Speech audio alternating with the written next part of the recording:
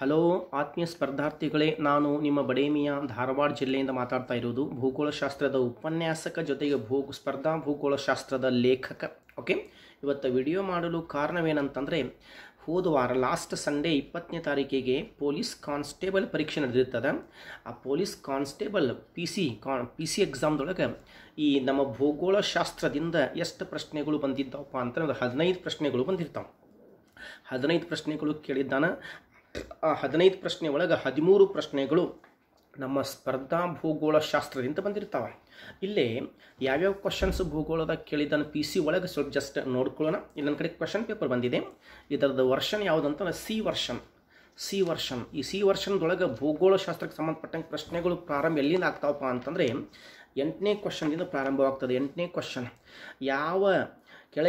ಕೆಳಗಿನ ಯಾವುದು ನವೀಕರಿಸಲಾಗದ ಶಕ್ತಿಯ ಸಂಪನ್ಮೂಲ, ನಾನ್ ರಿನ್ಯೂವೇಬಲ್ ರಿಸೋರ್ಸ್ ಕೇಳ್ಯಾನ. ನಾನ್ ರಿನ್ಯೂವೇಬಲ್ ರಿಸೋರ್ಸ್ 4 ಕೊಟ್ಟಿದ್ದಾನೆ. ಉಬ್ಬರವಿಳಿತ ಶಕ್ತಿ, ಪವನ ಶಕ್ತಿ, ಗಾಳಿ ಶಕ್ತಿ, ಸೌರಶಕ್ತಿ, ಕಲ್ಲಿದ್ದಲು ಶಕ್ತಿ. ಓಕೆ, ಇದ್ರಾಗ ರೈಟ್ ಆನ್ಸರ್ ಯಾವುದಂತಂದ್ರೆ ಡಿ, ಕಲ್ಲಿದ್ದಲು. Okay, coal is non renewable resource, ನವೀಕರಿಸಲಾಗದ ಸಂಪನ್ಮೂಲ. ಒಂದನೇದ್ದು ಉಬ್ಬರವಿಳಿತ, ಪವನ ಶಕ್ತಿ, ಸೌರಶಕ್ತಿ ಇವೇನದವಲ್ಲ ನವೀಕರಿಸುವ ಸಂಪನ್ಮೂಲಗಳು. Okay, tidal energy, wind energy, solar energy, these are the renewable resources, but wrong answer is D, coal is non renewable resource. Okay, ಒಂದ್ಸಲ ಉಪಯೋಗ ಮಾಡಿದರೆ ಅದು ಮುಗಿದು ಹೋಗ್ಬಿಡ್ತದೆ. ಇದು ಹಿಂದೆ KS ಎಕ್ಸಾಮ್ದಾಗೂ ಕೇಳಿದ್ದಾನೆ, ಪಿ ಸಿ ಒಳಗೂ ಕೇಳಿದ್ದಾನೆ. ಇದು ಸ್ಪರ್ಧಾ ಭೂಗೋಳಶಾಸ್ತ್ರ ಬುಕ್ಕಿನೊಳಗೆ ಕಂಡು ಬರ್ತದೆ. ಪುಟ ಸಂಖ್ಯೆ 218. ಪುಟ ಸಂಖ್ಯೆ 218. ಭಾರತದ ಖನಿಜ ಸಂಪನ್ಮೂಲಗಳು ಮುಗಿದ ತಕ್ಷಣ ಬಾಕ್ಸ್ದೊಳಗೆ ಎಲ್ಲ ಕೊಟ್ಟಿದ್ದೀನಿ, ಅದನ್ನು ನೋಡ್ಕೊಳ್ರಿ. ಇನ್ನು 2ನೇ ಕ್ವಶನ್ ಭೂಗೋಳಕ್ಕೆ ಸಂಬಂಧಪಟ್ಟಂಗೆ 13ನೇ ಕ್ವಶನ್ ಸಿ ವರ್ಷನ್ದೊಳಗೆ ಕೆಳಗೆ ಕೊಟ್ಟಿರುವ ಜಿಲ್ಲೆಗಳಲ್ಲಿ ಅತ್ಯಂತ ದೊಡ್ಡ ಸೋಲಾರ್ ಪವರ್ ಪಾರ್ಕ್ ಯಾವ ಜಿಲ್ಲೆಯಲ್ಲಿ ಇದೆ ಕೇಳ್ಯಾನ. ಕೆಳಗೆ ಕೊಟ್ಟಂಥ ಅತ್ಯಂತ ದೊಡ್ಡ ಸೋಲಾರ್ ಪವರ್ ಪಾರ್ಕ್ 4 ಜಿಲ್ಲೆ: ಚಿತ್ರದುರ್ಗ ಜಿಲ್ಲೆ, ಬೀರ್, ಚಾಮರಾಜನಗರ, ದಾವಣಗೆರೆ, ತುಮಕೂರು. ಓಕೆ, ಇದು ರೈಟ್ ಆನ್ಸರ್ ಎಲ್ಲಿದೆ ಅಂತಾರೆ ತುಮಕೂರು ಜಿಲ್ಲೆಯ ಪಾವಗಡದಾಗ ಬರ್ತದೆ. ತುಮಕೂರು ಜಿಲ್ಲೆಯ ಪಾವಗಡದೊಳಗೆ ಭಾರತದ ಅತ್ಯಂತ ದೊಡ್ಡ ಸೌರ ವಿದ್ಯುತ್ ಘಟಕ ಸ್ಥಾಪನೆ ಮಾಡಿದ್ದಾರೆ. ಬಹಳ ನ್ಯೂಸ್ದೊಳಗಿತ್ತು. ಹಿಂದೂ ಪ್ರಶ್ನೆ ಕೇಳಿದ್ದಾನೆ, ಈಗೂ ಪ್ರಶ್ನೆ ಅದು ರಿಪೀಟ್ ಮಾಡಿದ್ದಾನೆ. ಇದು ಸಹ ಸ್ಪರ್ಧಾ ಭೂಗೋಳಶಾಸ್ತ್ರದಾಗ ಕಂಡು ಬರ್ತದೆ. ಕರ್ನಾಟಕದ ಭೂಗೋಳದಾಗ ಕೊಟ್ಟಿದ್ದೇನೆ. ಪುಟ ಸಂಖ್ಯೆ 304. ಪುಟ ಸಂಖ್ಯೆ 304ರೊಳಗೆ ಇದು ಕಂಡು ಬರ್ತದೆ. 2 ಏನದವಲ್ಲ ಹೇಳಿದ್ದು ಈ ಭೂಗೋಳದೊಳಗೆ ಕಂಡು ಬರ್ತಾವೆ, ನೋಡ್ಕೊಡಿ. ಇನ್ನು ನೆಕ್ಸ್ಟ್ ಕ್ವಶನ್ ತವಾಂಗ್ ವ್ಯಾಲಿ ಕೇಳ್ಯಾನ. ತವಾಂಗ್ ಕಣಿವೆ ಎಲ್ಲಿ ಕಂಡು ಬರ್ತದೆ ಕೇಳ್ಯಾನ.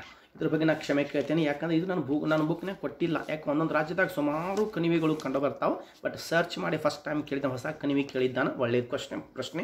ಈ ತವಾಂಗ್ ವ್ಯಾಲಿ ಕೇಳಿದ್ದಾನೆ. ಜಮ್ಮು ಕಾಶ್ಮೀರ, ಉತ್ತರಾಖಂಡ, ಸಿಕ್ಕಿಂ, ಅರುಣಾಚಲ ಪ್ರದೇಶ, ABC 4 ಬರ್ತಾವೆ. ಓಕೆ, ಎಲ್ಲ ಕಡೆ ಎಲ್ಲ ರಾಜ್ಯದಾಗ ಹಲವಾರು ಕಣಿವೆಗಳು ಕಂಡು ಬರ್ತಾವೆ, ಬಟ್ ಇಲ್ಲಿ ತವಾಂಗ್ ವ್ಯಾಲಿ ಸ್ಪೆಸಿಫಿಕ್ ಆಗಿ ಇರುವುದು ಅರುಣಾಚಲ ಪ್ರದೇಶ ರಾಜ್ಯದೊಳಗೆ. ಓಕೆ, ಅದಕ್ಕೆ ಆನ್ಸರ್ ಡಿ. ಬಟ್ ಇದು ಮಾತ್ರ ನನ್ನ ಬುಕ್ನಾಗ ಕ್ವಶನ್ ನಿಮಗೆ ಸಿಗಂಗಿಲ್ಲ, ಯಾಕೆ ನಾನು ಬರೆದಿಲ್ಲ. ಓಕೆ, ಹೊಸದಾಗಿ ಕೊಟ್ಟಿದ್ದಾನೆ. ಇದನ್ನು ನಾನು ಮುಂದಿನ ಬುಕ್ ಎಡಿಷನ್ದೊಳಗೆ ಇದನ್ನು ನಾನು ಸೇರಿಸ್ತೇನೆ, ನೋ ಡೌಟ್. ಓಕೆ, ಇನ್ನು ನೆಕ್ಸ್ಟ್ ಮೂರನೇ ಕ್ವಶನ್ ಭೂಗೋಳಕ್ಕೆ ಸಂಬಂಧಪಟ್ಟಂಗೆ, ರೋಹಿಂಗ್ಯಾ ವಲಸಿಗರು ಕೆಳಗಿನ ಯಾವ ಮೂಲ ಸ್ಥಾನ ದೇಶಗಳಿಂದ ಇದ್ದಾರೆ? ರೋಹಿಂಗ್ಯಾ ಬುಡಕಟ್ಟು ಜನಾಂಗ. ಇದು ಒಂದು ಮುಸ್ಲಿಂ ಬುಡಕಟ್ಟು ಜನಾಂಗ. ಇವರ ಮೂಲ ಸ್ಥಳ ಯಾವುದು ಕೇಳ್ಯಾನ. 4 ಆನ್ಸರ್ ಅದಾವೆ. A Bangladesh, B Myanmar, C Pakistan, D Afghanistan. ಇವರ ಮೂಲ ಸ್ಥಳ ಯಾವುದಪ್ಪ ಅಂತಂದ್ರೆ ಮ್ಯಾನ್ಮಾರ್, ಬರ್ಮಾ ದೇಶದೊಳಗೆ ಇವರು ಹೆಚ್ಚಾಗಿ ಕಂಡು ಬರ್ತಾರೆ. ಅದು ಅವರ ಮೂಲ ಸ್ಥಳ ಆಗಿರ್ತದೆ. ಇತ್ತೀಚೆಗೆ ಈ ರೋಹಿಂಗ್ಯಾ ಬುಡಕಟ್ಟು ಜನಾಂಗ ಬರ್ಮಾ ದೇಶದಿಂದ ಬಾಂಗ್ಲಾದೇಶಕ್ಕೆ ವಲಸೆ ಬಂದಿದ್ದಾರೆ. ಸುಮಾರು 5 ಲಕ್ಷ ರೋಹಿಂಗ್ಯಾ ಬುಡಕಟ್ಟು ಜನಾಂಗಗಳು ಬಾಂಗ್ಲಾದೇಶಕ್ಕೆ ವಲಸೆ ಬಂದಿದ್ದಾರೆ. ಬಾಂಗ್ಲಾದೇಶಕ್ಕೆ ಎಲ್ಲಿ ವಲಸೆ ಬಂದಿದ್ದಾರೆ ಅಂತಂದರೆ ಕರಾವಳಿ ಪ್ರದೇಶದೊಳಗೆ ಬಂದು ನೆಲೆಸಿದ್ದಾರೆ. ಕಾಕ್ಸ್ ಬಜಾರ್ ಇದು ಅತ್ಯಂತ ದೊಡ್ಡ ಬೀಚ್, ಪ್ರಪಂಚದ ಅತ್ಯಂತ ದೊಡ್ಡ ಬೀಚ್ ಕಾಕ್ಸ್ ಬಜಾರ್ ಬಾಂಗ್ಲಾದೇಶದಾಗ ಕಂಡು ಬರ್ತಾರೆ. ಆ ಪ್ರದೇಶದೊಳಗೆ ಈ ಜನಾಂಗ ಹೆಚ್ಚಾಗಿ ನೆಲೆಸಿಕೊಂಡಿದ್ದಾರೆ. ಇದು ಸಹ ಸ್ಪರ್ಧಾ ಭೂಗೋಳಶಾಸ್ತ್ರ ಬುಕ್ನೊಳಗೆ ಕಂಡು ಬರ್ತದೆ. ಪುಟ ಸಂಖ್ಯೆ 335ರೊಳಗೆ. ಪುಟ ಸಂಖ್ಯೆ 335ರೊಳಗೆ ಇದು ಕಂಡು ಬರ್ತದೆ, ನೀವು ನೋಡ್ಕೋಬಹುದು. ಇನ್ನು next question, the line of actual control ಲ್ಯಾಕ್. The line of actual control ಕೇಳಿದ್ದಾನೆ. ಜನರಲ್ ಕ್ವಶನ್ ಆಗಿರ್ತದೆ. ಇದು ಎಲ್ಲಿ ಕಂಡು ಬರ್ತದಪ್ಪ ಅಂತಾರೆ ಭಾರತ ಮತ್ತು ಚೀನಾ ದೇಶಗಳ ಮಧ್ಯದಾಗ ಲೈನ್ ಆಫ್ ಕಂಟ್ರೋಲ್ ಕಂಡು ಬರ್ತದೆ. ಓಕೆ, ಇದಕ್ಕೆ ರೈಟ್ ಆನ್ಸರ್ 4 ಆಗಿರ್ತದೆ. ಇದನ್ನು ನೋಡ್ಕೊಡ್ರಿ. ಇನ್ನು ನೆಕ್ಸ್ಟ್ ಭೂಗೋಳಶಾಸ್ತ್ರಕ್ಕೆ ಸಂಬಂಧಪಟ್ಟಂಗೆ ಮತ್ತು ಕ್ವಶನ್ಸ್ ಎಲ್ಲಿಂದ ಬಂದಾವಂತಂದರೆ, ನೆಕ್ಸ್ಟ್ ನೇರವಾದಂಥ ಕ್ವಶನ್ 54ನೇ ಕ್ವಶನ್, ಈ ಕೆಳಗಿನ ಯಾವುದು ಅತ್ಯಂತ ಹಳೆಯ ಕನ್ನಡ ದಿನಪತ್ರಿಕೆ ಕೇಳ್ಯಾನ. ಕರ್ನಾಟಕದ ಬಗ್ಗೆ ಕೇಳೋಣ. Okay, Mangaluru Samachar A, Prajavani B, Kannadaprabha C, Janatavani D. Okay, ಇಲ್ಲೇ ಮಂಗಳೂರು ಸಮಾಚಾರ ಎ ಆನ್ಸರ್. ಮಂಗಳೂರು ಸಮಾಚಾರ ಕರ್ನಾಟಕದ ಅತ್ಯಂತ ಹಳೆಯ ದಿನಪತ್ರಿಕೆ, ಮೊಟ್ಟ ಮೊದಲ ದಿನಪತ್ರಿಕೆ. ಒಟ್ಟು 3 ಬರ್ತಾವ್ರಿ. ಕರ್ನಾಟಕದ ಮೊಟ್ಟ ಮೊದಲ ದಿನಪತ್ರಿಕೆ ಮಂಗಳೂರು ಸಮಾಚಾರ. ಭಾರತದ ಮೊಟ್ಟ ಮೊದಲ ದಿನಪತ್ರಿಕೆ ದ ಬೆಂಗಾಲ್ ಗೆಜೆಟ್, ಪಶ್ಚಿಮ ಬಂಗಾಳದಾಗ ಬರ್ತದೆ. ಪ್ರಪಂಚದ ಮೊಟ್ಟ ಮೊದಲ ದಿನಪತ್ರಿಕೆ ಯಾವುದಪ್ಪ ಅಂದರೆ the Oxford gazette. The Oxford gazette ಪ್ರಪಂಚದ ಮೊದಲನೇ ದಿನಪತ್ರಿಕೆ. ದಿ ಬೆಂಗಾಲ್ ಗೆಜೆಟ್ ಭಾರತದ ಮೊದಲನೇ ದಿನಪತ್ರಿಕೆ. ಮಂಗಳೂರು ಗೆಜೆಟ್ ಇದು ಕರ್ನಾಟಕದ ಮೊಟ್ಟ ಮೊದಲ ದಿನಪತ್ರಿಕೆ ಆಗಿರ್ತದೆ. ಇದು ಸಹ ಸ್ಪರ್ಧಾ ಭೂಗೋಳಶಾಸ್ತ್ರದಾಗ ಕೊಟ್ಟಿದ್ದೇನೆ. ಭೂಗೋಳಶಾಸ್ತ್ರದಾಗ ಎಲ್ಲಿ ಬರ್ತದಪ್ಪ ಅಂತಂದ್ರೆ ಇದು ಸಾರಿಗೆ ಮುಗಿದ ತಕ್ಷಣ ಆ ಟಾಪಿಕ್ದೊಳಗೆ ಇದನ್ನು ಕೊಟ್ಟಿದ್ದೇನೆ, ನೋಡ್ಕೊಡಿ. ನನಗದು ನಾನು ಇದು ಏನೋ ಪೇಜ್ ನಂಬರ್ ಬರೆದಿಲ್ಲ, ಕನ್ಫ್ಯೂಷನ್ ಇದೆ. ಇದು ಬುಕ್ನಾಗಿದೆ 100%, ನೋ ಡೌಟ್. ಯಾಕೆ ಬರೆದಿದ್ದೇನೆ, 3 ಕೊಟ್ಟಿದ್ದೇನೆ. ಆಮೇಲೆ ದಿ ವರ್ಲ್ಡ್ ಎನ್ವಿರಾನ್ಮೆಂಟ್ ಡೇ ಕೇಳ್ಯಾನ, ಅಂದರೆ ವಿಶ್ವ ಪರಿಸರ ದಿನ, ಪ್ರಪಂಚದ ಪರಿಸರ ದಿನ ಯಾವಾಗ ಆಚರಣೆ ಮಾಡ್ತಾರೆ ಕೇಳ್ಯಾನ. ಓಕೆ, ಇಲ್ಲೇ May 5, June 5, May 15, June 15. B answer June 5 ಇದಕ್ಕೆ ರೈಟ್ ಆನ್ಸರ್ ಆಗಿರ್ತದೆ. ಇದು ಸಹ ಬುಕ್ನಾಗಿದೆ, ಪೇಜ್ ನಂಬರ್ 406 ಒಳಗೆ ಕಂಡು ಬರ್ತದೆ. ನೀವು ಇದನ್ನು ಸರ್ಚ್ ಮಾಡಬಹುದು. ಓಕೆ, ಇನ್ನು ನೆಕ್ಸ್ಟ್ ಕ್ವಶನ್ 58ನೇದು ಜಾಗ್ರಫಿಗೆ ಸಂಬಂಧಪಟ್ಟಿರ್ತದೆ. ಕರ್ನಾಟಕದ ಯಾವ ಉತ್ಪನ್ನ GI ಜಾಗ್ರಫಿಕಲ್ ಇಂಡಿಕೇಶನ್ GI ಭೌಗೋಳಿಕ ಸೂಚಕದಲ್ಲಿ ಮಾನ್ಯತೆ ಪಡೆದಿಲ್ಲ, ಪಟ್ಟಿ ಒಳಗೆ ಸೇರಿಲ್ಲ ಅಂತ ಕೇಳಿದ್ದಾನೆ. ಆನ್ಸರ್ 1, 2, 3, 4 ಕೊಟ್ಟಿದ್ದಾನೆ. ಕೂರ್ಗ್ ಅಡಿಕೆ, ನಂಜನಗೂಡು ಬಾಳೆ, ಮೈಸೂರು ಸಿಲ್ಕ್, ಚನ್ನಪಟ್ಟಣದ ಗೊಂಬೆ. ಬಟ್ ಕೂರ್ಗ್ ಅಡಿಕೆ ಸೇರಿಲ್ಲ, ನೆನ್ಪಿಟ್ಕೊಡ್ರಿ. ಕೊಡಗು ಜಿಲ್ಲೆಯ ಅಡಿಕೆ ಇದ್ರಾಗ ಸೇರಿಸಿಲ್ಲ, ಇದು ರಾಂಗ್ ಆನ್ಸರ್ ಆಗಿರ್ತದೆ. ಅದೇ ಬಟ್ ನಂಜನಗೂಡು ಬಾಳೆಹಣ್ಣು ಆ್ಯಡ್ ಆಗಿರ್ತದೆ, ಮೈಸೂರು ಸಿಲ್ಕ್ ಆ್ಯಡ್ ಆಗಿರ್ತದೆ, ಚನ್ನಪಟ್ಟಣದ ಗೊಂಬೆ ಆ್ಯಡ್ ಆಗಿರ್ತದೆ. ಇವೆಲ್ಲ ಕೊಟ್ಟಿದ್ದೇನೆ ಸ್ಪರ್ಧಾ ಭೂಗೋಳದಾಗ. ಪುಟ ಸಂಖ್ಯೆ 304 ನೋಡಿರಿ. ಅಡಿಕೆ ಕೂರ್ಗ್ ಅಡಿಕೆ, ಆದರೆ ಸಿರ್ಸಿ ಅಡಿಕೆ GI ಟ್ಯಾಗ್ದಾಗ ಸೇರಿರ್ತದೆ. ಕನ್ಫ್ಯೂಷನ್ ಮಾಡಿದ್ದಾನೆ. ಸಿರ್ಸಿ ಅಡಿಕೆ ಸೇರಿರ್ತದೆ, ಕೊಡಗು ಜಿಲ್ಲೆ ಅಡಿಕೆ ಸೇರಿಲ್ಲ. ಹಂಗಾರೆ ಕೊಡಗು ಜಿಲ್ಲೆಯದು ಏನು ಸೇರಿರ್ತದೆ? ಕೊಡಗು ಜಿಲ್ಲೆಯ ಹಸಿರು ಯಾಲಕ್ಕಿ ಸೇರಿದ್ದಾವೆ GI ಟ್ಯಾಗ್ದೊಳಗೆ. ಓಕೆ, ಅದೇ ರೀತಿ ಈ ಕೊಡಗು ಜಿಲ್ಲೆಯ ಕೂರ್ಗ್ ಕಾಫಿ ಇದ್ರಾಗ ಸೇರಿರ್ತದೆ. ಅವನು ಕೇಳಿಲ್ಲ, ಯಾವುದು ಸೇರಿಲ್ಲ ಅದನ್ನು ಕೇಳಿದಾನೆ. ಇವನ್ನೆಲ್ಲ ಕೊಟ್ಟಿದ್ದೇನೆ. ಭಾರತದ ಎಲ್ಲ GI ಟ್ಯಾಗ್ ಕೊಟ್ಟಿದ್ದೇನೆ, ಕರ್ನಾಟಕದ ಎಲ್ಲ GI ಟ್ಯಾಗ್ ಕೊಟ್ಟಿದ್ದೇನೆ. ನಾನು ನಿಮಗೆ ಹೇಳ್ತಾ ಇರೋದು ಕರ್ನಾಟಕದ ಈ GI ಟ್ಯಾಗ್ದೊಳಗೆ ಭೂಗೋಳದಾಗ ಬರ್ತದೆ. ಪುಟ ಸಂಖ್ಯೆ 304 ಕಂಡು ಬರ್ತದೆ, ಅದನ್ನು ನೋಡ್ಕೊಡಿ. ಓಕೆ, ಇನ್ನು ನೆಕ್ಸ್ಟ್ ನಮ್ಮ ಭೂಗೋಳಕ್ಕೆ ಸಂಬಂಧಪಟ್ಟಂಗೆ ನೆಕ್ಸ್ಟ್ ಕ್ವಶನ್ 65ನೇದ್ದು. ವಾತಾವರಣದಲ್ಲಿ ಅತ್ಯಂತ ಹೇರಳವಾಗಿ ಪ್ರಸ್ತುತವಾಗಿರುವ ಅನಿಲ, ದ ಹೈಯೆಸ್ಟ್ ಗ್ಯಾಸ್ ಕೇಳ್ಯಾನ. The highest gas of the atmosphere ಕೇಳಿದ್ದಾನೆ, ದಟ್ ಈಸ್ ನೈಟ್ರೋಜನ್. ಓಕೆ, ಇಲ್ಲಿ ಆಮ್ಲಜನಕ, ಸಾರಜನಕ, ಇಂಗಾಲ, ಜಲಜನಕ ಕೊಟ್ಟಿದ್ದಾನೆ. ಸಾರಜನಕ ವಾಯುಮಂಡಲದಾಗ ಅತ್ಯಂತ ಗರಿಷ್ಠ ಪ್ರಮಾಣದಾಗ ಕಂಡು ಬರ್ತದೆ. ನೈಟ್ರೋಜನ್ 78.08% ಕಂಡು ಬರ್ತದೆ. ಇದು ಯಾವಾಗಲೂ ಕೇಳ್ಕೊಂಡು ಬಂದಾನೆ ಕ್ವಶನ್. ಸುಮಾರು ಸೀಟ್ ಒಳಗೆ ಕ್ವಶನ್ ಯಾವಾಗಲೂ ಕೇಳ್ಕೊಂತ ಬಂದಾನ. ಹಾಗಾಗಿ ಇದು ನೆನ್ಪಿಟ್ಕೊಡಿ, ಭಾಳ ಫೇಮಸ್ ಕ್ವಶನ್ ಇದೆ ಇದು. ಸಾರಜನಕ ಕೆಲವೊಮ್ಮೆ ಪರ್ಸೆಂಟೇಜ್ ಕೇಳ್ಯಾನ. ಈಗ ಸಾರಜನಕ ಕೊಟ್ಟಾನ, ಹಿಂದೆ ಕೇಳಿದಾಗ ನೈಟ್ರೋಜನ್ ಇಂಗ್ಲೀಷ್ ವರ್ಡ್ ಕೊಟ್ಟಿದ್ದ. ಓಕೆ, ಇತ್ತಿತ್ತಲಾಗಿ ಇಂಗ್ಲೀಷ್ ಶಬ್ದಗಳನ್ನು ಭಾಳ ಕೊಡ್ತಾ ಇದ್ದಾರೆ. ಆಗ ಇಂಗ್ಲೀಷ್ ಶಬ್ದಗಳು ಸಹ ನೀವು ನೋಡಿದ್ರೆ ಒಳ್ಳೆಯದು. ಇನ್ನು ನೆಕ್ಸ್ಟ್, ಯಾವ ನದಿಯನ್ನು ಕರ್ನಾಟಕದ ನಯಗರ ಎಂದು ಕರೆದಾರ? ನಯಗರ ಇದು ಒಂದು ಜಲಪಾತ. ನಯಗರ ಹೆಸರು ಎಲ್ಲಿಂದ ಬಂದಿರ್ತದೆ? ಕೆನಡಾ ಮತ್ತು ಅಮೇರಿಕಾ ದೇಶದ ಮಧ್ಯದಾಗ ಒಂದು ಜಲಪಾತ ಕಂಡು ಬರ್ತದೆ, ನಯಗರ ಜಲಪಾತ. ಅದನ್ನು ಇಲ್ಲಿ ತಗೊಂಡಾರ. ಕರ್ನಾಟಕದ ನಯಗರ ಜಲಪಾತ ಎಂದು ಕರೆಯಲಾಗುತ್ತದೆ. ಗೋಕಾಕ್ ಫಾಲ್ಸ್, ಆ್ಯಕ್ಚುಲಿ ಗೋಕಾಕ್ ಜಲಪಾತಕ್ಕೆ ಕರ್ನಾಟಕದ ನಯಗರ ಅಂತ ಕರೆದಾರ. ಓಕೆ, ಇದು ಇದೆ ನೋಡ್ಕೊಡ್ರಿ. ಆಮೇಲೆ ಈ ನಯಗರ ಜಲಪಾತ ಕೆನಡಾದಾಗ ಬರ್ತದೆ. ಅದು ಯಾವ ನದಿಯಿಂದ ನಿರ್ಮಾಣವಾಗಿರ್ತದಪ್ಪ ಅಂತಂದರೆ ಸೇಂಟ್ ಲಾರೆನ್ಸ್ ನದಿಯಿಂದ ನಯಗರ ಜಲಪಾತ ನಿರ್ಮಾಣವಾಗಿರ್ತದೆ.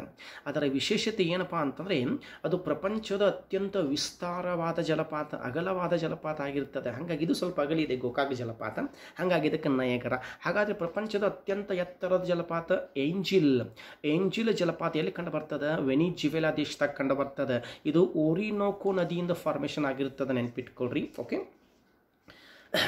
ಇಲ್ಲೇ ನಮ್ಮ ಶಿವಮೊಗ್ಗದೊಳಗೂ ಜಲಪಾತ, ಯಾವ ಜಲಪಾತ? ಶಿವಮೊಗ್ಗದೊಳಗೆ ಶರಾವತಿ ನದಿಯಿಂದ ಜೋಗ ಜಲಪಾತ, ಗೇರೋಸಪ್ಪ ಜಲಪಾತ ನಿರ್ಮಾಣವಾಗಿರ್ತದೆ. ಗೇರೋಸಪ್ಪ ಜಲಪಾತ 4 ಜಲಮೂಲಗಳಿಂದ ನಿರ್ಮಾಣವಾಗಿರ್ತದೆ. 4 ಜಲಮೂಲಗಳು ಯಾವ್ಯಾವಪ್ಪ ಅಂತಂದರೆ ರಾಜ, ರಾಣಿ, ರಾಕೆಟ್, ರೋರಿಂಗ್. ರಾಜ, ರಾಣಿ, ರಾಕೆಟ್, ರೋರಿಂಗ್ 4 ಜಲಮೂಲಗಳಿಂದ ಈ ಜೋಗ ಜಲಪಾತ ಫಾರ್ಮೇಷನ್ ಆಗಿರ್ತದೆ. ಆ 4 ಜಲಮೂಲಗಳಿಗೆ ಬೇರೆ ಬೇರೆ ನೇಮ್ಸ್ ಕೊಟ್ಟಿದ್ದಾರೆ. ರಾಜ, ರಾಣಿ, ರಾಕೆಟ್, ರೋರಿಂಗ್ ಅಂತ ಕೊಟ್ಟಿದ್ದಾರೆ. Okay, right. ಇನ್ನು ನೆಕ್ಸ್ಟ್ ಕ್ವಶನ್, ಕೆಳಗಿನ ಅಟ್ಮಾಸ್ಫಿಯರ್ ಪದರುಗಳನ್ನು ಕೊಟ್ಟಿದೆ, ಇದರಲ್ಲಿ ಭೂಮಿಯಿಂದ ಆರಂಭಿಸಿದರೆ ಸರಿಯಾದ ಕ್ರಮ. ಅಂದರೆ ಭೂಮಿಯಿಂದ ಮೇಲಕ್ಕೆ ಹೋದಂಗೆ ವಾಯುಮಂಡಲದ ಯಾವ್ಯಾವ ಸ್ತರಗಳು ಅದಾವ ಕೇಳ್ಯಾನ. ಇದನ್ನು ಹಿಂದೆ KS ಎಕ್ಸಾಮ್ದಾಗ ಕೇಳ್ಯಾನ ಕ್ವಶನ್. KS ಎಕ್ಸಾಮ್ದಾಗ ರೆಗ್ಯುಲರ್ಲಿ ಕೇಳಿದಂಥ ಕ್ವಶನ್, IAS ಎಕ್ಸಾಮ್ದಾಗ ರೆಗ್ಯುಲರ್ಲಿ ಕೇಳಿದಂಥ ಕ್ವಶನ್, ಇವತ್ತು PC ಲೆವೆಲ್ದಾಗ ಕೇಳ್ಯಾನ ನೋಡ್ರಿ. ಅದ IASದು ಕ್ವಶನ್ KSಗೆ ಬರ್ತಾವೆ, KSದು ಕ್ವಶನ್ PCಗೆ ಬರ್ತಾವೆ. PCದು ಮಾತ್ರ ಅಲ್ಲಿ ಬರೋಂಗಿಲ್ಲ, ರೇರೆ. ಬಟ್ ಹೈ ಲೆವೆಲ್ ಕ್ವಶನ್ಸ್ ಇವತ್ತು ಲೋ ಲೆವೆಲ್ದಾಗ ಕೇಳ್ತಾ ಇದ್ದಾರೆ. ಹಾಗಾಗಿ ನೀವು ಸೆಲೆಕ್ಷನ್ ಮಾಡಿ ಓದಬಾರ್ದು. 5 ಸ್ತರಗಳು ಅಟ್ಮಾಸ್ಫಿಯರ್ದಾಗ 5 ಸ್ತರಗಳು ಕಂಡುಬರ್ತಾವೆ. ಕೆಳಗಿಂದು troposphere, stratosphere, mesosphere, ionosphere, ಎಕ್ಸೋಸ್ಫಿಯರ್. Okay, 5 ಸ್ತರಗಳು. ಪರಿವರ್ತನ ಮಂಡಲ, ಸಮೋಷ್ಣ ಮಂಡಲ, ಮಧ್ಯಮಂಡಲ, ಅಯಾನ ಮಂಡಲ, ಬಾಹ್ಯ ಮಂಡಲ.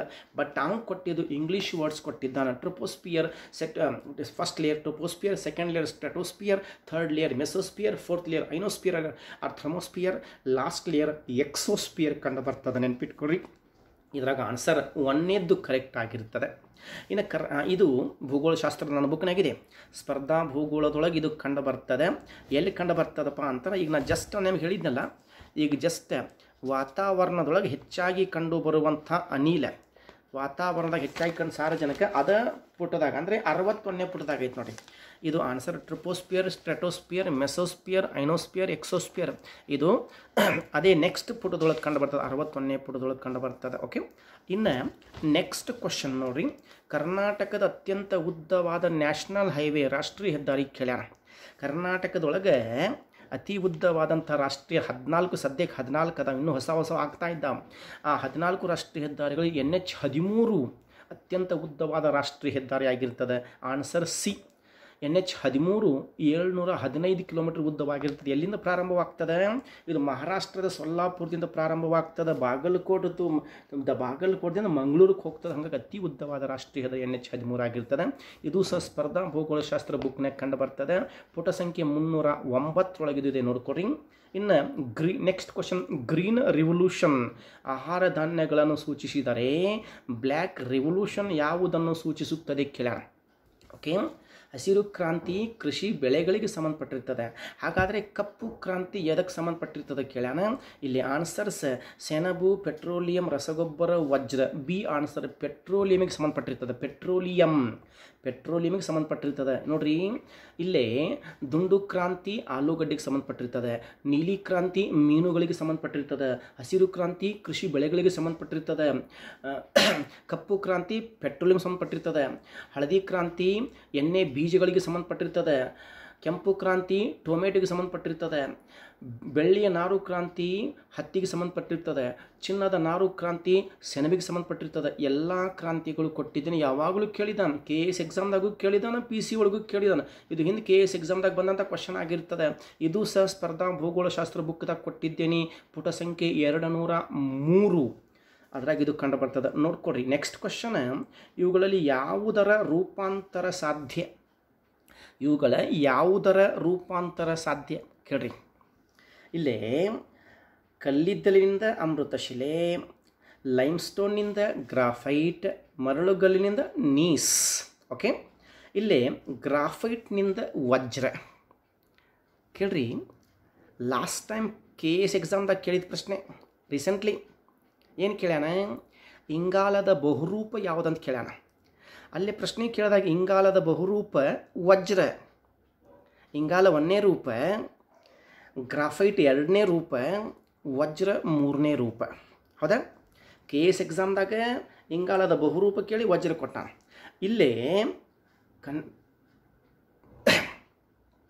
ಇಲ್ಲೇ ಕನ್ವರ್ಸೇಷನ್ ಕೇಳಿದಾನೆ, ಯಾವುದಾಗ್ತದೆ, ಯಾವುದು ರೂಪಾಂತರಗೊಳ್ತದೆ ಕೇಳ್ಯಾನ. ಮೊದಲ ಕಲ್ಲಿದ್ದಲು ಹೋಗಿ ಗ್ರಾಫೈಟ್ ಆಗ್ತದೆ, ಗ್ರಾಫೈಟ್ ಹೋಗಿ ವಜ್ರ ಆಗ್ತದೆ. ಹಿಂದೆ ಕೇಳೋಣ ಅದರ ಬಗ್ಗೆ. ಬಟ್ ಇವತ್ತು ಸೇಮ್ ಕ್ವಶನ್ ರಿಪೀಟ್ ಆಗಿ ಸ್ವಲ್ಪ ಚೇಂಜ್ ಮಾಡಿದ್ದಾನೆ. KSಗೆ ಬಂದಂಥ ಪ್ರಶ್ನೆ ಇಲ್ಲೇನು ಬಂದಿರ್ತದೆ. ಇದು ಸಹ ಬುಕ್ನಾಗಿದೆ, ಪುಟ ಸಂಖ್ಯೆ 35 ಸ್ಪರ್ಧಾ ಭೂಗೋಳಶಾಸ್ತ್ರ. ಇನ್ನು 85ನೇ ಕ್ವಶನ್, ಚಂಡಮಾರುತ ಮಾರುತಗಳನ್ನು ಬೇರೆ ಬೇರೆ ದೇಶಗಳಲ್ಲಿ ಬೇರೆ ಬೇರೆ ಹೆಸರುಗಳಿಂದ ಕರೆಯಲಾಗಿದೆ. ಕೆಳಗಿನ ಯಾವ ಜೋಡಿ ತಪ್ಪು ಹೊಂದಾಣಿಕೆಯಾಗಿದೆ ಕೇಳೋಣ. ಅಲ್ಲಿ 4 ಆನ್ಸರ್ಸ್ ಬರ್ತಾವೆ.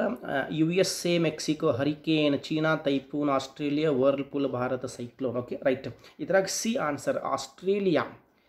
ವರ್ಲ್ಪೂಲ್ ತಪ್ಪಿದೆ. ಆಸ್ಟ್ರೇಲಿಯಾದು ವಿಲ್ಲಿ. ವರ್ಲ್ಪೂಲ್ ಇದು ಐತಿ ಎಲ್ಲಿದೆ? ಯುರೋಪ್ ಖಂಡದಾಗ ಬರ್ತದೆ. ಯುರೋಪ್ ಖಂಡದ ಚಂಡಮಾರುತಗಳಿಗೆ ವರ್ಲ್ಪೂಲ್, ಅಮೇರಿಕಾದ ಚಂಡಮಾರುತಗಳಿಗೆ ಹರಿಕೇನ್, ಚೀನಾ ದೇಶದ ಚಂಡಮಾರುತಗಳಿಗೆ ತೈಫೂನ್, ಜಪಾನ್ ದೇಶದ ಚಂಡಮಾರುತಗಳಿಗೆ ತೈಫೂನ್, ಫಿಲಿಪೈನ್ಸ್ ದೇಶದ ಚಂಡಮಾರುತಗಳಿಗೆ ಬಗುಯಿಸ್, ಆಸ್ಟ್ರೇಲಿಯಾದ ಚಂಡಮಾರುತಗಳಿಗೆ ವಿಲ್ಲಿ. ಇವನ್ನೆಲ್ಲ ಕೊಟ್ಟಿದ್ದೇನೆ. ಇಂದು KS ಎಕ್ಸಾಮ್ದಾಗೂ ಕೇಳ್ಯಾನ, IAS ಎಕ್ಸಾಮ್ದಾಗೂ ಕೇಳ್ಯಾನ, ಬಟ್ ಇವತ್ತು PC ಒಳಗೆ ಕೇಳಿದ್ದಾನೆ. ಇದು ಸಹ ಬುಕ್ನ್ಯಾಗ ಕಂಡು ಬರ್ತದೆ. ಗಾಳಿಗಳು ಟಾಪಿಕ್ದೊಳಗೆ ಪುಟ ಸಂಖ್ಯೆ 75, ಸ್ಪರ್ಧಾ ಭೂಗೋಳಶಾಸ್ತ್ರ ಪುಟ ಸಂಖ್ಯೆ 75 ಕಂಡು ಬರ್ತದೆ. ಓಕೆ, ಇನ್ನು ನೆಕ್ಸ್ಟ್ ಕ್ವಶನ್, ಹಂಪಿ ಯಾವ ನದಿಯ ದಂಡೆ ಮೇಲೆ ಕಂಡು ಬರ್ತದೆ? ಸುಮಾರು ಸಲ ಪ್ರಶ್ನೆ ಕೇಳ್ಯಾನಿದ್ದಾನೆ. ನದಿಯ ತೀರದ ನಗರಗಳು, ಹಿಂದೆ ದೆಹಲಿ ಕೇಳ್ಯಾನ, ಯಮುನಾ ನದಿ. ಓಕೆ, ತಾಜ್ ಮಹಲ್ ಆಗ್ರಾ ಕೇಳ್ಯಾನ, ಆಗ್ರಾ ಯಾವ ನದಿ? ಯಮುನಾ ನದಿ. ಅಯೋಧ್ಯ ಸರಿಯೂ ನದಿ. ಹಿಂಗೆ ಸುಮಾರು ನದಿಯ ತೀರದ ನಗರಗಳು ಕಂಡು ಬರ್ತಾವೆ. ಬಟ್ ಇವಾಗ ಕೇಳಿದ್ದ ಹಂಪಿ ಕರ್ನಾಟಕದ ಕೇಳಿದ್ದಾನೆ. ಹಂಪಿ ತುಂಗಭದ್ರಾ ನದಿಯ ದಂಡೆ ಮೇಲೆ ಕಂಡು ಬರ್ತದೆ. ಹಂಪಿ ತುಂಗಭದ್ರಾ ನದಿಯ ದಂಡೆ ಮೇಲೆ ಕಂಡು ಬರ್ತದೆ. ಹಾಗಾಗಿ right answer A. Malaprabha, Ghataprabha, Bhima, Tungabhadra ಕೊಟ್ಟಾನ, ಬಟ್ ಇಲ್ಲೇ ತುಂಗಭದ್ರಾ ರೈಟ್ ಆನ್ಸರ್ ಆಗಿರ್ತದೆ. ಇದು ಸಹ ಸ್ಪರ್ಧಾ ಭೂಗೋಳಶಾಸ್ತ್ರ ಬುಕ್ನಾಗ ಕಂಡು ಬರ್ತದೆ. ಕ್ವಶನ್ ಪುಟ ಸಂಖ್ಯೆ 265. ಪುಟ ಸಂಖ್ಯೆ 265 ಇದು ನೆನಪಿಟ್ಕೊಡೋಕೆ. ಇನ್ನು ನೆಕ್ಸ್ಟ್ ಕ್ವಶನ್ 87ನೇದ್ದು, ಯಾವ ನದಿಯನ್ನು ದಕ್ಷಿಣದ ಗಂಗಾ ಎನ್ನುತ್ತಾರೆ? ಯಾವ ನದಿಯನ್ನು ದಕ್ಷಿಣದ ಗಂಗಾ ಎನ್ನುತ್ತಾರೆ? ಹೌದಾ? A answer Godavari, B answer Krishna, C answer Kaveri, D answer Tungabhadra. ಇಲ್ಲೇ ಈ ಕ್ವಶನ್ ಎದುರಾಗಿ ಕೇಳ್ಯಾನ, ಮೊದಲು ಅದನ್ನು ನೋಡ್ರಿ. ಆ ಕ್ವಶನ್ ಕೇಳಿದ್ದು ಕರ್ನಾಟಕದ ಭೂಗೋಳ ಕ್ವಶನ್ದಾಗ ಕೇಳ್ಯಾನ. ಕರ್ನಾಟಕದ ಭೂಗೋಳದಾಗ ಕೇಳಿದಂಥ ಕ್ವಶನ್ ಪ್ರಕಾರ ಹೋದರೆ ಇದರ ಸರಿ ಉತ್ತರ ಕಾವೇರಿ. ಕಾವೇರಿಗೆ ದಕ್ಷಿಣ ಕರ್ನಾಟಕದ ಗಂಗಾ ನದಿ ಅಂತ ಕರೆದಾರ. ಗೋದಾವರಿ ನದಿಗೆ ದಕ್ಷಿಣ ಭಾರತದ ಗಂಗಾ. ದಕ್ಷಿಣ ಭಾರತದ ಗಂಗಾ ಗೋದಾವರಿ, ದಕ್ಷಿಣ ಕರ್ನಾಟಕದ ಗಂಗಾ ಕಾವೇರಿ ಆಗಿರ್ತದೆ. ಬಟ್ ಇಲ್ಲಿ right answer, key answer mostly Godavari ಬಿಟ್ಟಿರಬಹುದು. ಬಟ್ ಗೋದಾವರಿ ಬಿಟ್ಟಿದ್ರೆ ಓಕೆ. ಈಗ ಗೌರ್ಮೆಂಟ್ ಬುಕ್ಕಿನ ಪ್ರಕಾರ ಹೋದರೆ, ನಮ್ಮ CBSE ಗೌರ್ಮೆಂಟ್ ಬುಕ್ಕಿನ ಪ್ರಕಾರ ಹೋದರೆ ಕಾವೇರಿ ರೈಟ್ ಆನ್ಸರ್ ಆಗಿರ್ತದೆ. ಒಂದು ವೇಳೆ ಗೋದಾವರಿ ಬಿಟ್ಟು ನೀವು ಅಬ್ಜೆಕ್ಷನ್ ಮಾಡಬಹುದು, ಅಬ್ಜೆಕ್ಷನ್ ಹಾಕಬಹುದು, ಮತ್ತೊಂದು ನಿಮಗೆ ಎಕ್ಸ್ಟ್ರಾ ಒಂದು ಗ್ರೇಸ್ ಮಾರ್ಕ್ಸ್ ಸಿಗ್ತದೆ. ಹಾಗಾಗಿ ದಯಮಾಡಿ ಇದನ್ನು ಮಾಡಿರಿ. ಓಕೆ, ಗೋದಾವರಿ ದಕ್ಷಿಣ ಭಾರತದ ಗಂಗಾ ಆಗಿರ್ತದೆ, ಕಾವೇರಿ ದಕ್ಷಿಣ ಕರ್ನಾಟಕ. ಬಟ್ ಇಲ್ಲಿ ಕ್ವಶನ್ಸ್ ಕನ್ಫ್ಯೂಷನ್ ಮಾಡುವಂಥ ಕ್ವಶನ್ ಕೇಳಿದ್ದಾನೆ. ಬಟ್ ಗೌರ್ಮೆಂಟ್ ಬುಕ್ನಾಗ ಇದೆ, ಗೌರ್ಮೆಂಟ್ ಬುಕ್ನಾಗ ಕಾವೇರಿ ಇದೆ. ನನ್ನ ಬುಕ್ನಾಗೂ ಕಾವೇರಿ ಕೊಟ್ಟಿದ್ದೇನೆ, ಯಾಕೆ ಗೌರ್ಮೆಂಟ್ ರೂಲ್ಸ್ ನಾನು ಫಾಲೋ ಮಾಡ್ತಾ ಇದ್ದೇನೆ. ಹಾಗಾಗಿ Kaveri is the right answer. Okay, ಇನ್ನು ನೆಕ್ಸ್ಟ್ ಕ್ವಶನ್ಸ್. ಮತ್ತು ನೆಕ್ಸ್ಟ್ ಕ್ವಶನ್ಸ್ ಇದ್ರಾಗ ಕಾಣಿಸ್ತಾ ಇಲ್ಲ, ಕ್ವಶನ್ಸ್ ಮುಗ್ದಂಗೆ ಆಯಿತು. Okay, 15 question. 15 ಕ್ವಶನ್ದೊಳಗೆ 13 2 ನಾನು ಕೊಟ್ಟಿಲ್ಲ. ಒಂದು ಯಾವುದಪ್ಪ ಅಂತಂದರೆ ತವಾಂಗ ಕಣಿವೆ. ತವಾಂಗ ಕಣಿವೆ ಮಾತ್ರ ನಾನು ಬುಕ್ನಾಗ ಕೊಟ್ಟಿಲ್ಲ, ಸಾರಿ ಫಾರ್ ದ್ಯಾಟ್. ಅದರ ಮುಂದಿನ ಪ್ರಿಂಟ್ನಾಗ ನಾನು ಡೆಫಿನೆಟ್ಲಿ ಆ್ಯಡ್ ಮಾಡ್ತೀನಿ. ಇನ್ನು ಸುಮಾರು ಕಣಿವೆಗಳು ಬರ್ತಾವೆ, ಅದನ್ನು ಆ್ಯಡ್ ಮಾಡ್ತೀನಿ, ಅದನ್ನು ಅದ್ರಾಗ ಕೊಡ್ತೀನಿ ಹಾಕಿ. ಓಕೆ, ಇದೊಂದು 13 ಕ್ವಶನ್ ಅಂದರೆ ಗ್ರೇಟ್. ಓಕೆ, 15 13 ಬಂದವ, ನಾಟ್ ಬ್ಯಾಡ್. 85-90% ಕ್ವಶನ್ಸ್ ಬಂದಿದ್ದಾವೆ, ಪರವಾಗಿಲ್ಲ. ಇಲ್ಲೇ ಈಗ ನಾನು ಆನ್ಲೈನ್ ಕ್ಲಾಸ್ ಸ್ಟಾರ್ಟ್ ಮಾಡಬೇಕಂತ ಪ್ರಯತ್ನ ಮಾಡ್ತಾ ಇದ್ದೇನೆ. ಆನ್ಲೈನ್ ಕ್ಲಾಸ್ ಮಾಡಲಿಕ್ಕೆ ನನಗೆ ಸಬ್ಸ್ಕ್ರೈಬರ್ಸ್ ಬೇಕಾಗಿದ್ದಾರೆ. ಹಾಗಾಗಿ ನೀವೆಲ್ಲರೂ ಆತ್ಮೀಯ ಸ್ಪರ್ಧಾರ್ಥಿಗಳು MA Bademiya YouTube channel, MA Bademiya geography ಅಂತ ಒಂದು ಯೂಟ್ಯೂಬ್ ಚಾನಲ್ ಇದೆ. MA ಬಡೇಮಿಯಾ ಜಾಗ್ರಫಿ ಅಂತ ಒಂದು ಯೂಟ್ಯೂಬ್ ಚಾನಲ್ ಇದೆ. ಅದನ್ನು ನೀವು ಸಬ್ಸ್ಕ್ರೈಬ್ ಮಾಡಿಕೊಂಡ್ರೆ ಅಂತಂದರೆ ನಾನು ಡೈಲಿ ಆನ್ಲೈನ್ ಕ್ಲಾಸ್ ಮಾಡ್ತೇನೆ.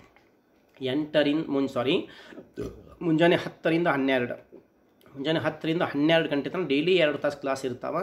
ಓಕೆ, ನೀವು ಆರಾಮ್ಸೆ ಮನೆ ಒಳಗೆ ಕುಂತು ನೋಡ್ಬೋದು, ಫ್ರೀಯಾಗಿ ನೋಡ್ಬೋದು, ಯಾವುದೇ ಕಾಸ್ಟ್ ಇರೋಂಗಿಲ್ಲ, ಯಾವುದೇ ಫೀಸ್ ಇರೋಂಗಿಲ್ಲ. ನೇರವಾಗಿ ನಿಮಗೆ 50 ತಾಸಿನ ಕ್ಲಾಸ್ ಸಿಗ್ತಾವೆ. ಟೋಟಲಿ ಸಿಲೆಬಸ್ ಏನಿದೆ ಒಂದು ಸಲ ನೀವು ಕೇಳಿಬಿಟ್ರಿಪ್ಪ ಅಂದರೆ ಎಲ್ಲ ಎಕ್ಸಾಮಿಗೆ ಕೂಡಬಹುದು. ಅದೇ ರೀತಿ ಇಲ್ಲೇ ಸ್ಪರ್ಧಾ ಭೂಗೋಳಶಾಸ್ತ್ರ ಅಂತ ಹಳೆ ಬುಕ್ ನಿಮಗೆಲ್ಲ ಗೊತ್ತಿದೆ. ಇಲ್ಲೇ 2 ಬುಕ್ಸ್ ಅದಾವೆ. ಒಂದು ಪ್ರಶ್ನೋತ್ತರ ಕಣಜ, ಈ ಪ್ರಶ್ನೋತ್ತರ ಕಣಜ ಮತ್ತು ಸ್ಪರ್ಧಾ ಭೂಗೋಳಶಾಸ್ತ್ರ 2 ಬರ್ತಾವೆ. ಈ 2 ಬುಕ್ಕಿನಿಂದ ಸುಮಾರು 49 ಕ್ವಶನ್ಸ್ ಬಂದಾವೆ. ಇಲ್ಲೇ ಈ ಪ್ರಶ್ನೋತ್ತರ ಕಣಜ ಆಲ್ ಇನ್ ಒನ್, ಇದನ್ನು ಯಾಕೆ ಬರೆದಿದ್ದೀನಿ ಅಂತಂದ್ರೆ ಇವತ್ತು ಹೆಚ್ಚಾಗಿ ಕ್ವಶನ್ಸ್ ರಿಪೀಟ್ ಆಗ್ತಾ ಇದ್ದಾವೆ. ಹಿಂದೆ ಕೇಳಿದಂಥ ಕ್ವಶನ್ಸ್ ಈಗ ಕೇಳಾಕತ್ತಾನ, ಹಾಗಾಗಿ ರಿಪೀಟ್ ಆಗಿದ್ದಕ್ಕೆ ಮ್ಯಾಕ್ಸಿಮಮ್ ಕ್ವಶನ್ ಇದರಾಗಿ ಬಂದಿದ್ದಾವೆ. ಮ್ಯಾಕ್ಸಿಮಮ್ ಕ್ವಶನ್ಸ್ ಪ್ರಶ್ನೋತ್ತರ ಕಣಜ ಆಲ್ ಇನ್ ಒನ್ ಇದರಾಗಿಂದ ಹೈಯೆಸ್ಟ್ ಕ್ವಶನ್ಸ್ ಬಂದಿದ್ದಾವೆ.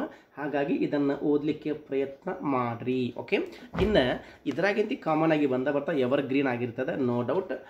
ಇದು ಸುಮಾರು 2008ಕ್ಕೆ ಈ ಬುಕ್ ರೆಡಿ ಆಗಿರ್ತದೆ. ಕರ್ನಾಟಕ ರಾಜ್ಯದೊಳಗೆ ಹೆಚ್ಚಾಗಿ ವಿದ್ಯಾರ್ಥಿಗಳು ಓದುವಂಥ ಪುಸ್ತಕ ಆಗಿರ್ತದೆ. ಹಾಗಾಗಿ ಇದು ಹೊಸ ಎಡಿಷನ್ ಆಗಿರ್ತದೆ. 2020 ಜನವರಿ ಹೊಸ ಎಡಿಷನ್ ಮಾಡಿದ್ದೇನೆ. ಎಲ್ಲ ಪ್ರಶ್ನೆಗಳು ಉತ್ತರಗಳು ನಿಮಗೆ ಇದ್ರಾಗ ಸಿಗ್ತವೆ. ಜಾಗ್ರಫಿಗೆ ಸಂಬಂಧಪಟ್ಟಂಗೆ KS ಲೆವೆಲ್ ಟು PC ಎಲ್ಲ ಕ್ವಶನ್ಸ್ ಓಕೆ ಬರೋ ಹಂಗೆ ಆ ರೀತಿ ರೆಡಿ ಮಾಡಿದ್ದೇನೆ. ಇದನ್ನೆಲ್ಲರೂ ಒಂದ್ಸಲ ನೋಡಲಿಕ್ಕೆ ಪ್ರಯತ್ನ ಮಾಡಿರಿ. ನಿಮ್ಮ ಫ್ರೆಂಡ್ಸಿಗೂ ಇದ್ರ ಬಗ್ಗೆ ಹೇಳ್ರಿ ದಯಮಾಡಿ. ಓಕೆ, 2 ಪುಸ್ತಕ, ಇನ್ನೊಂದು ಬುಕ್ ರೆಡಿ ಮಾಡ್ತಾ ಇದ್ದೇನೆ. 3ನೇ ಬುಕ್ ರೆಡಿ ಆಗ್ತಾ ಇದೆ. ಅದು GK book, general knowledge book ಆಗಿರ್ತದೆ. ಆ ಜನರಲ್ ನಾಲೆಜ್ ಬುಕ್ ಇನ್ನೂ ಒಂದು ತಿಂಗಳದಾಗ ಮಾರ್ಕೆಟಿಗೆ ಬರ್ತದೆ.